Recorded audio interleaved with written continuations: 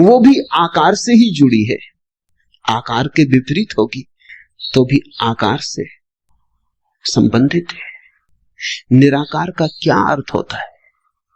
जब भी अर्थ खोजने जाओगे आकार का उपयोग करना पड़ेगा। निर्गुण का क्या अर्थ होता है? जब भी कोई परिभाषा पूछेगा गुण को परिभाषा में लाना पड़ेगा। ऐसी निर्गुणता भी बड़ी नपुंसक है जिसकी परिभाषा में गुण लाना पड़ता है। और ऐसे निराकार में क्या निराकार होगा जिसको समझाने के लिए आकार लाना पड़ता है। बुद्ध से ज्यादा कोई भी नहीं बोला और बुद्ध से ज्यादा चुप भी कोई नहीं। कितना बुद्ध बोले। अन्वेषक खोज करते हैं तो वो कहते हैं एक आदमी इतना बोला, ये संभव कैसे? उन्हें डर लगता है कि इसमें बहुत कुछ प्रक्षिप्त है, दूसरों ने डाल दिया है। कुछ भी प्रक्षिप्त नहीं है। जितना बुद्ध बोले पूरा संग्रहित ही नहीं हुआ है। खूब बोले और फिर भी उनसे ज्यादा चुप कोई भी नहीं, क्योंकि जहां जहां नहीं बोलना था वहां नहीं बोले। ईश्वर के संबंध में एक शब्द न कहा। इस खतरे को भी मोल लिया कि लोग नास्तिक समझेंगे, और आज तक लोग नास्तिक समझे जा रहे हैं, और इससे बड़ा कोई आस्तिक कभी हुआ नहीं। बुद्ध महा आस्तिक है। अगर परमात्मा के संबंध में कुछ कहना संभव नहीं है तो फिर बुद्ध ने ही कुछ कहा, चुप रह के इशारा किया।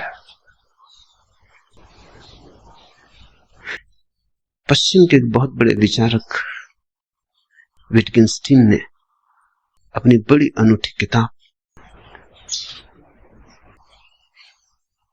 ट्रैक्टेटस में लिखा है कि जिस संबंध में कुछ कहा ना जा सके उस संबंध में बिल्कुल चुप रह जाना उचित है। That which cannot be said must not be said। जो नहीं कहा जा सकता कहना ही मत, कहना ही नहीं चाहिए। अगर विटगेन्स्टीन बुद्ध को देखता तो समझता। अगर विटगेन्स्टीन के वचन को बुद्ध ने समझा होता तो मुस्कुराते और उन्होंने स्वीकृति दी होती। विटगेन्स्टीन को भी पश्चिम में लोग नास्तिक समझे, नास्तिक नहीं, पर जो कही नहीं जा सकती बात अच्छा है ना ही कही जाए। कहने से बिगड़ जाती, कहने से गलत हो जाती। लाओस से तक कहता तो है प्रथम वचन में अपने ताओ ते किंग में कि सत्य कहा नहीं जा सकता और जो भी कहा जाए वो असत्य हो जाता है, लेकिन फिर भी सत्य के संबंध में बहुत सी बातें कही, बुद्ध ने नहीं कही। तुम कहोगे फिर बुद्ध कहते क्या रहे? बुद्ध ने स्वास्थ्य के संबंध में एक शब्द भी नहीं कहा, केवल बीमारी का विश्लेषण किया और निदान किया, औषधि की व्यवस्था की। बुद्ध ने कहा मैं एक वैद्य हूं, मैं कोई दार्शनिक नहीं। मैं तुम्हारी बीमारी का विश्लेषण करूंगा, निदान करूंगा, औषधि सुझा दूंगा, और जब तुम ठीक हो जाओगे तभी तुम जानोगे कि स्वास्थ्य क्या है। मैं उस संबंध में कुछ भी ना कहूंगा। स्वास्थ्य जाना जाता है, कहा नहीं जा सकता।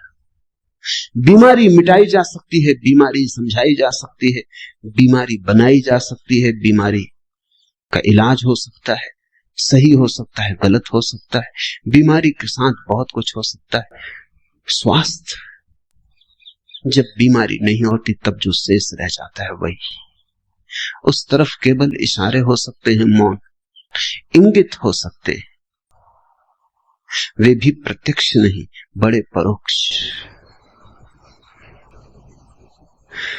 बुद्ध के धर्म को शून्यवादी कहा गया है।